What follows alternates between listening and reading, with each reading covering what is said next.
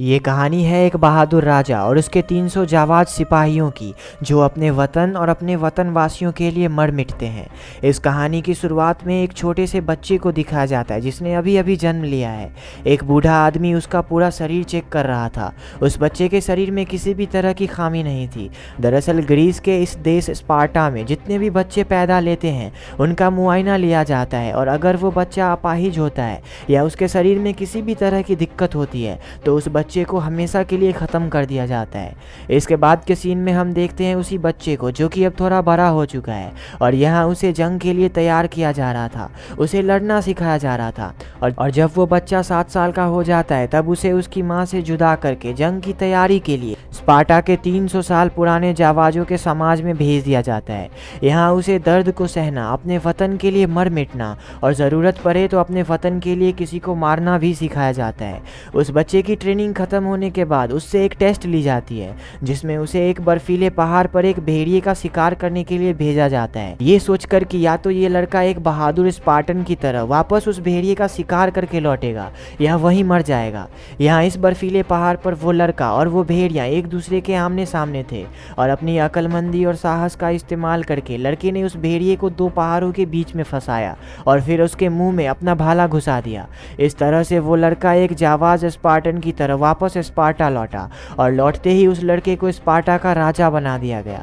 इस लड़के का नाम है लियोनाइडस, और आगे चलकर यही लड़का मुट्ठी भर सिपाहियों के साथ एक बहुत बड़ी सेना से लड़ने वाला है। इसके बाद हमें 30 साल बाद का सीन दिखाया जाता है जहां हम देखते हैं कि लियोनाइडस अब शादीशुदा है और उसका एक बेटा भी होता है। लियोनाइडस अपने बेटे को लड़ना सिखा रहा होता है और उसकी पत्नी भी वहीं होती है। यहाँ लियोनाइडस से मिलने के लिए कुछ पर्शियन मैसेंजर्स आते हैं जो कि पर्शिया के राजा ज़र्क्सीस का एक पैगाम लाए होते हैं। लियोनाइडस उस पर्शियन मैसेंजर से मिलता है और बातें शुरू होने से पहले ही लियोनाइडस पर्शियन को ये चेतावनी दे देता है कि तुम जो भी बोलना सोच समझ कर। वो पर्शियन कहता है ज़मीन और पानी, जिसका मतलब था कि वो लोग स्पार्टा के ज़मीन और पानी को हथियाना चाहते थे। लियोनाइडस उनको स्पार्टा की ज़मीन और पानी देने से बिल्कुल मना कर देता है।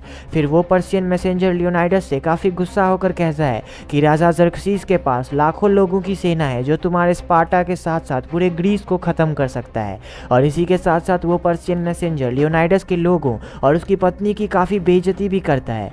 लियोनाइडस एक पल के लिए शांत हो जाता है और अपनी ज़मीन और स्पार्टा के लोगों को देखता है। उसे अपने वतन और यहाँ के लोगों से प्यार था, इसलिए वो उनकी बेइज्जती बिल्कुल भी सह नहीं सकता था। लियोनाइडस उस पर्शियन मैसेंजर पर गुस्से से चिल्लाता है और उसको एक काले गहरे कुएं में धकेल देता है। इसी के साथ साथ लियोनाइडस की सेना के कुछ लोग बाकी के पर्शियन मैसेंजर को भी उसी कुएं में धकेल देते हैं। इसके अगले सीन में हम देखते हैं कि लियोनाइडस एक पहाड़ पर चढ़कर एफोर्स से मिलने जाता है। ये एफोर्स पुराने देवताओं के पुजारी होते हैं, और स्पार्टा का ये कानून होता है कि किसी भी जंग को लड़ने के लिए पहले इन एफर्ट्स का आशीर्वाद लेना जरूरी है। असलियत में ये एफर्ट्स एक नंबर के लालची और हरामी इंसान होते हैं, और ये बात लियोनाइडस को पता होती है, लेकिन फिर भी उसे कानून का पालन करते हुए इन एफर्ट्स का आशीर्वाद लेना पड़ेगा। यहाँ लियोनाइडस उन एफर्ट्स को काफ़ी सारा सोना देता है और अपना प्लान बताता है। उसका प्लान दरअसल कुछ इस तरह का था कि वो उन पर्शियन सैनिकों को स्पार्टा में घुसने ही नहीं देगा, बल्कि स्पार्टा के सीमा पर ही उन सारे पर्शियन को ख़त्म कर देगा। लेकिन वो एफर्ट्स लियोनाइडस से कहते हैं कि अभी स्पार्टा का एक बहुत बड़ा फेस्टिवल कैर्निया आने वाला है और इस टाइम पे कोई जंग नहीं हो सकती। लियोनाइडस चिल्लाकर उनसे कहता है कि स्पार्टा बर्बाद हो जाएगा, यहाँ के औरतें बच्चे सारे मारे जाएंगे। उन एफर्ट्स में से एक कहता है कि हमें ऑरेकल से बात करना पड़ेगा। ऑरेकल दरअसल एक बहुत ही खूबसूरत लड़की होती है जिसे इन एफर्ट्स ने देवी और देवताओं से बात करने के नाम पर कैद करके रखा होता है, लेकिन इस लड़की का इस्तेमाल वो एफर्ट्स अपनी हवस मिटाने के लिए करते थे।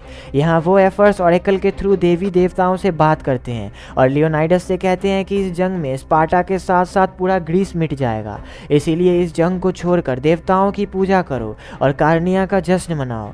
लियोनाइडस वहाँ से निराश होकर चला जाता है, और यहाँ हमें पता चलता है कि उन एफर्ट्स को थेरॉन, जो कि स्पार्टा के सांसद का आदमी है, उसने काफ़ी सारे सोने के मोहरों से खरीद लिया होता है, और थेरॉन भी ज़र्क्सीस के हाथों बिक चुका होता है। घर आने के बाद लियोनाइडस काफ़ी सोच में डूबा हुआ था क्योंकि उसे देवताओं का आशीर्वाद नहीं मिला।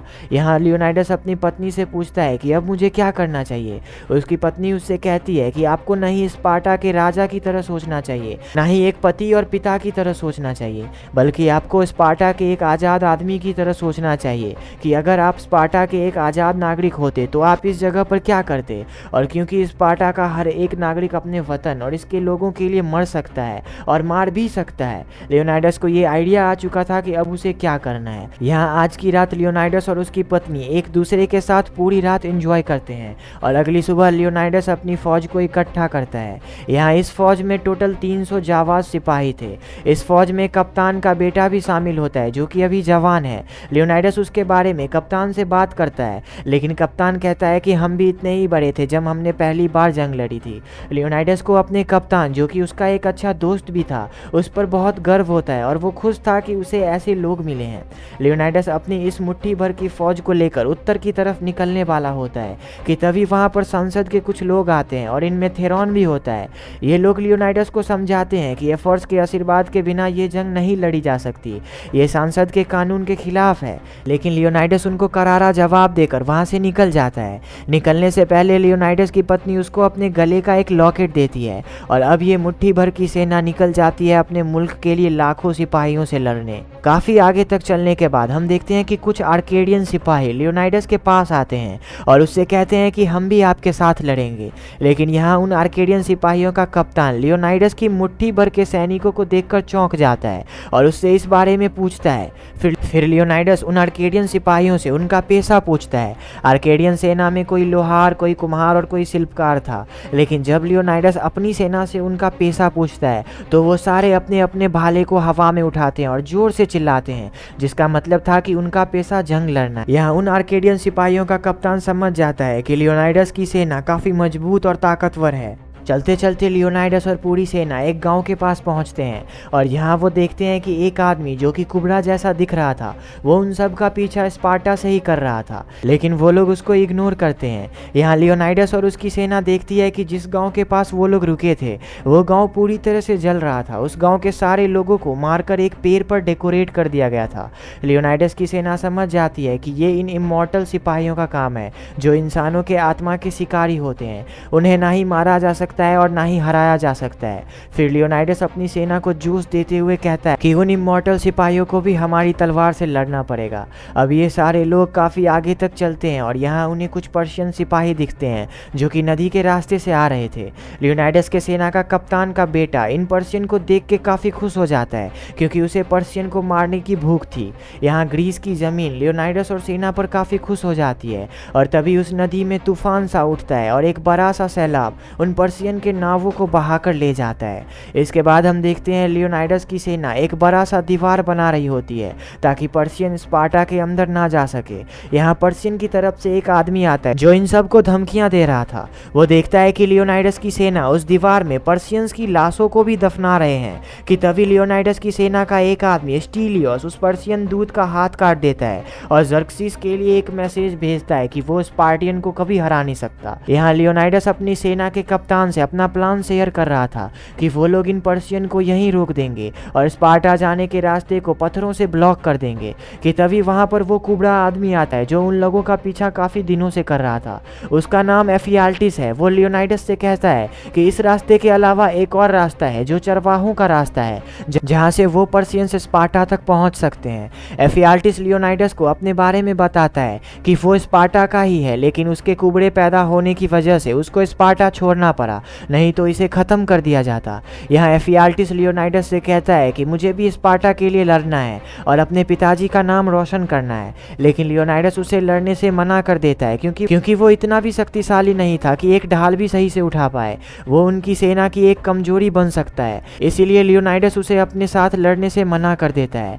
एफियाल्टिस काफ़ी गुस्सा हो जाता है और गुस्से में अपने ढाल को जोर से पहाड़ से नीचे फेंक देता है। इसके बाद लियोनाइडस कप्तान से उस चरवाहे वाले रास्ते के बारे में बात कर रहा था कि तभी वहां की जमीन हिलने लगती है और वो समझ जाते हैं कि पर्शियन सेना उनकी तरफ आ रही थी। लियोनाइडस अपनी सेना को जोश देता है और कहता है कि हमें अपने वतन को बचाना है और इसीलिए इन सब को इस दीवार से बाहर नहीं जाने देना है।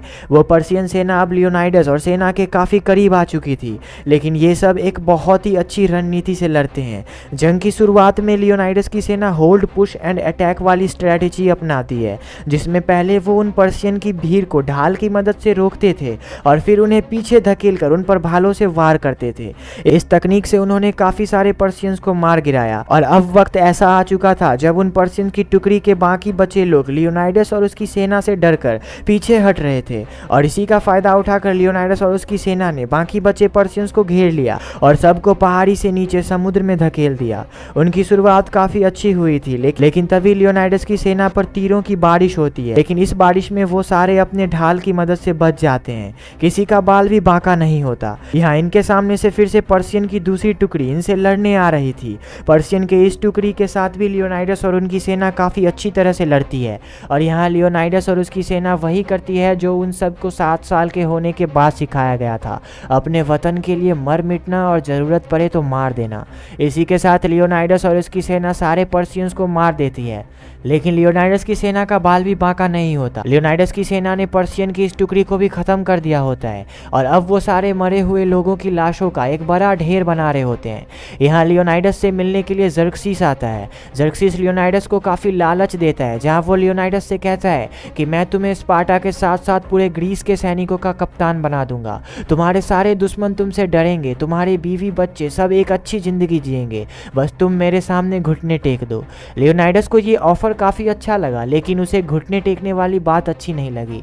वो जर्क्सिस से कहता है कि तुम्हारे इतने सारे सैनिकों को मारने के बाद मेरे घुटने अकड़ गए हैं जो अब झुक नहीं सकते। जर्क्सिस लियोनाइडस को धमकियां देता है कि वो स्पार्टा के हर एक बूढ़े बच्चे और औरतों को अपना गुलाम बना लेगा और फिर उनकी जिंदगी बद से बदतर हो जाएगी। लेकिन लियोनाइडस उसकी इन सारे बातों का करारा जवाब देता है और वापस अपने सैनिकों के पास लौट जाता है। यहाँ वो अपने सैनिकों से कहता है कि आज की रात कयामत की रात होने वाली है। दोस्तों, भले ही ये 300 लोगों की एक सेना थी जो कि जर्क्सिस के सेना के सामने कुछ भी नहीं थी, लेकिन इन सब के अंदर की साहस और ताकत कभी भी आपको ये एहसास नहीं दिलाएगी कि ये सेना जर्क्सिस की सेना से कमजोर है। और रात का वक्त आता है और जर्क्सिस की तरफ से वो इमॉर्टल योद्धाओं की सेना लियोनाइडस और उसकी सेना पर अटैक करने आते हैं।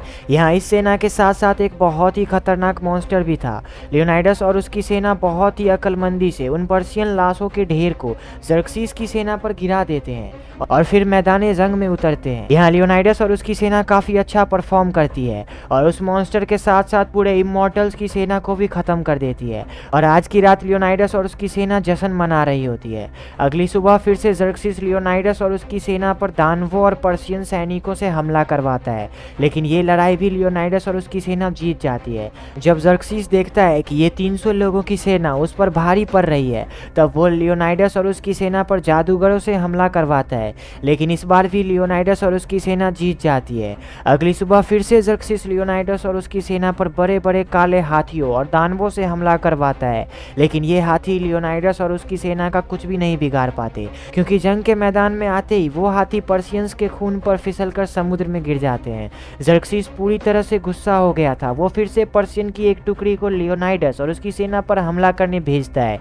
इस बार की लड़ाई के दौरान स्पार्टा के कप्तान का बेटा, जो अभी जवान था, वो मारा जाता है और अपने बेटे की मौत के कारण कप्तान खून के प्यासे हो जाते हैं और उन पर्शियन सैनिकों को अकेले ही मारने लगते हैं। इस बार भी लियोनाइडस और उसकी सेना डटकर उनका मुकाबला करती है और आज की जंग भी ये लोग जीत जाते हैं। लेकिन आज कोई जश्न नहीं मनाया जाने वाला था, क्योंकि आज लियोनाइडस की सेना के काफी लोग मारे जा चुके। अगली सुबह जर्क्सिस एफियाल्टिस उस कुबड़े को अपने पास बुलाता है। वो उसे दौलत और औरत का लालच देकर उससे उन चरवाहों के रास्तों के बारे में पूछता है जहां से स्पार्टा के अंदर जा सकते हैं। उधर दूसरी तरफ लियोनाइडस की पत्नी गोर्गो स्पार्टा के सांसद में एक मीटिंग का इंतजाम करती है और वो भी इस मीटिंग में शामिल होने वाली थी, जहां वो लियोनाइडस की सेना का साथ देने के लिए स्पार्टा की फौज भेजने का रिक्वेस्ट करने वाली है। लेकिन उसको पता होता है कि बिना थेरॉन की वोट के सांसद में उसकी बात कोई नहीं मानेगा, इसीलिए आज की रात वो थेरॉन को अपने पास बुलाती है और उससे अपना वोट देने के लिए कहती है। थेरॉन एक कमीना इंसान होता है, वो ऐसा करने से मना कर देता है, लेकिन फिर थेरॉन अपना वोट देने के बदले में गोर्गो के साथ शारीरिक संबंध बनाना चाहता है और क्योंकि गोर्गो को अपने पति लियोनाइडस और उसकी सेना की मदद करनी थी, वो थेरॉन के साथ ये काम कर लेती है। इधर लियोनाइडस और उसकी सेना आज रात अपने अपने जख्म का इलाज कर रहे होते हैं, लेकिन कैप्टन एक कोने में बैठकर देवताओं को कोस रहा होता है। यहाँ उन आर्केडियन सिपाहियों का कप्तान लियोनाइडस के पास आता है और उससे बताता है कि एफियाल्टिस ने जर्क्सिस को उन चरवाहों वाला रास्ता बता दिया है जहाँ से वो लोग स्पार्टा को चारों तरफ से घेरने का प्लान बना रहे हैं। वो कप्तान लियोनाइडस से कहता है कि अब हमें भागना चाहिए, नहीं तो हम सारे मारे जाएंगे। और जैसा कि आपको पता है कि स्पार्टन कभी भी जंग से डरकर नहीं भाग सकते। लियोनाइडस अपनी सेना को जोश देता है और कहता है कि अब हमारा वो वक्त आ गया जब हमें हमारे वतन के लिए मर मिटने का मौका मिला है। क्या तुम तैयार हो अपने वतन पर जान कुर्बान करने के लिए? यहाँ लियोनाइडस और उसकी पूरी सेना को ये बात पता होती है कि इस बार वो सारे मारे जाएंगे, लेकिन फिर भी लियोनाइडस की पूरी सेना जोश के साथ चिल्लाकर कहती है कि हाँ, हम तैयार हैं। वो आर्केडियन कप्तान अपने सिपाहियों के साथ वापस लौट जाता है और अब लियोनाइडस और उसकी मुट्ठी भर की सेना ज़र्क्सीस से लड़ने जाने वाले थे। जाने से पहले लियोनाइडस अपनी सेना के एक सिपाही डीलियोस को अपने साथ ले जाता है और उससे वापस स्पार्टा जाने को कहता है और जाकर सांसद में सबको ये बात बताने को कहता है कि कैसे एक मुट्ठी भर की सेना अपने वतन के लिए मर मिटी। डीलियोस उन सबको वहां छोड़कर नहीं जाना चाहता, लेकिन लियोनाइडस के कहने पर उसे जाना पड़ेगा। यहाँ लियोनाइडस डीलियोस को रानी गॉर्गो के लिए अपने गले का लॉकेट देता है। ये वही लॉकेट है जो लियोनाइडस को गॉर्गो ने जंग पर आते वक्त दी थी। उधर दूसरी तरफ स्पार्टा के सांसदों की मीटिंग शुरू हो चुकी थी। यहाँ रानी गॉर्गो उन सांसद के लोगों से कहती है कि यहाँ मैं अपने पति लियोनाइडस के लिए नहीं आई, ना ही मैं यहाँ एक पत्नी बन के आई हूँ, बल्कि यहाँ मैं उन 300 परिवार के औरतों और बच्चों की आवाज़ बन के आई हूँ जो जंग में अपने वतन के लिए मर रहे हैं। मेरी आपसे ये दरख्वास्त है कि आप स्पार्टा की फौज को जंग के मैदान में उन 300 सिपाहियों की मदद के लिए भेजिए। इस सांसद के लोग रानी गॉर्गो की बातें सुनकर पिघल चुके थे, लेकिन थेरॉन यहाँ अपना कमीनापन दिखाता है। कल रात रानी के साथ दुष्कर्म करने के बाद भी वो सांसद में अपनी बातों से मुकर जाता है और कहता है कि ये रानी एक नंबर की बदचलन और बेहया है। इसने मुझे भी अपने हुस्न के जाल में फंसाने की कोशिश की और इसी तरह से वो रानी को काफ़ी बेइज्जत करता है और स्पार्टा की फौज ना भेजने को कहता है। यहाँ रानी बहुत गुस्सा हो जाती है और एक तलवार थेरॉन के पेट में घुसा देती है और उसे मार देती है। जैसे ही वो थेरॉन को तलवार मारती है कि उसके जेब से कुछ सोने के सिक्के निकलते हैं जिस पर ज़र्क्सीस के मुहर थे। वहाँ सांसद के लोग समझ जाते हैं कि थेरॉन एक गद्दार था। इधर लियोनाइडस और उसकी सेना ज़र्क्सीस की सेना के आमने सामने थे। ज़र्क्सीस की पूरी सेना ने लियोनाइडस और उसकी सेना को घेर लिया था। यहाँ ज़र्क्सीस की तरफ से एक आदमी बाहर आता है और लियोनाइडस से कहता है, तुमने अपने वतन के लिए लड़ा, हम तुम्हें तुम्हारा वतन देते हैं। तुमने अपने लोगों के लिए लड़ा, हम तुम्हारे लोगों को आज़ाद कर देते हैं और साथ ही साथ उनकी ज़िंदगी और अच्छा बना देंगे। हम तुम्हें पूरे ग्रीस के जंगी सेना का सरदार बनाते हैं, बस तुम हमारे सामने अपने हथियार डाल दो। यहाँ लियोनाइडस कुछ देर के लिए शांत हो जाता है। वो 30 साल पुराने उस बात को याद करता है जहाँ उस सर्द रात में उसने एक भेड़िए का शिकार किया था। उसके कानों में 300 लोगों के धड़कनों की आवाज़ गूंज रही थी कि वो अपने वतन के लिए मरने को तैयार है। लियोनाइडस अपना हेलमेट और अपनी ढाल उतार कर नीचे फेंक देता है और अब अपने भाले को भी फेंकने लगता है, लेकिन अपना भाला फेंकने से पहले लियोनाइडस एफियाल्टिस से कहता है कि मेरे भाई, तुम्हारी उम्र लंबी हो। इसी के साथ लियोनाइडस ज़र्क्सीस के सामने घुटने टेक देता है। ज़र्क्सीस ये देख के काफ़ी खुश हो जाता है, लेकिन तभी लियोनाइडस चिल्लाकर स्टीलियोस को बुलाता है और स्टीलियोस दौड़ते हुए लियोनाइडस के पीठ पर चढ़ता है और उस आदमी के शरीर में भाला घुसा देता है जिसने लियोनाइडस को दौलत और शोहरत की लालच दी थी। तभी लियोनाइडस अपना भाला जोर से फेंकता है ज़र्क्सीस की तरफ। वो भाला ज़र्क्सीस के गाल को चीरता हुआ निकल जाता है। यहाँ ज़र्क्सीस की सेना लियोनाइडस और उसकी सेना पर तीरों की बारिश करती है और उनसे लड़ने के लिए दौड़ती है। लियोनाइडस की सेना अब पूरी तरह से खत्म हो रही थी। लियोनाइडस की बॉडी में 2 तीर घुस चुके थे। स्पार्टा के कप्तान के शरीर में एक भाला पूरी तरह से घुस चुका था, लेकिन फिर भी वो अपने जवान बेटे के मौत का बदला लेने के लिए उन पर्शियंस को मार रहा था। अब धीरे धीरे लियोनाइडस की पूरी सेना खत्म हो जाती है। यहाँ स्टीलियोस मरते मरते लियोनाइडस का हाथ पकड़ लेता है और उससे कहता है कि अपने जाबाज राजा के साथ मरना मेरे लिए फख्र की बात होगी। और इसी के साथ लियोनाइडस और उसकी सेना पर फिर से एक बार हजारों तीर की बारिश होती है और लियोनाइडस और उसकी सेना के सारे लोग मारे जाते हैं। इसके बाद हम देखते हैं कि डीलियोस स्पार्टा पहुंचता है और रानी गॉर्गो को वो लॉकेट देता है जो उसे लियोनाइडस ने दी होती है। यहाँ हम देखते हैं गॉर्गो लियोनाइडस के बेटे को वो लॉकेट पहना देती है, जिसका मतलब था कि अब लियोनाइडस का बेटा लियोनाइडस की तरह ही एक बहादुर सिपाही बने। यहाँ डीलियोस स्पार्टा के सांसद में लियोनाइडस और उन 300 जाबाज सिपाहियों के बारे में बताता है जो अपने वतन के लिए शहीद हो गए। डीलियोस सांसद के लोगों से कहता है, मेरे महान राजा लियोनाइडस और उन 300 लोगों के मन में ये नहीं था कि वो सोने के मुहरों से सम्मानित किए जाएंगे, बल्कि उनके मन में ये था कि 100 साल के बाद भी लोग हमें याद रखें। इतिहास में इन 300 मुट्ठी भर सिपाहियों के बारे में लिखा जाए कि उन्होंने बिना डरे और भागे लाखों की सेना से लड़ाई की और अपने वतन के लिए मारे रह गए। इसके अगले सीन में हम देखते हैं कि अब इस बात को 1 साल बीत चुका होता है। यहाँ डिलियोस 30,000 स्पार्टा और ग्रीस की फौज के साथ एक जंग की तैयारी में था और ये जंग ज़र्क्सीस के खिलाफ थी। यहाँ डिलियोस उन सिपाहियों को राजा लियोनाइडस और 300 जाबाज सिपाहियों की कहानी बताता है कि कैसे उन लोगों ने ज़र्क्सीस को मुंहतोड़ जवाब दिया था। इसी के साथ ये सारे सिपाही ज़र्क्सीस से लड़ने के लिए पूरे जोश के साथ आगे बढ़ते हैं और इसी के साथ साथ राजा लियोनाइडस और उन 300 जाबाज सिपाहियों की कहानी खत्म हो जाती है जिन्होंने अपने वतन के लिए अपनी जान न्योछावर कर दी।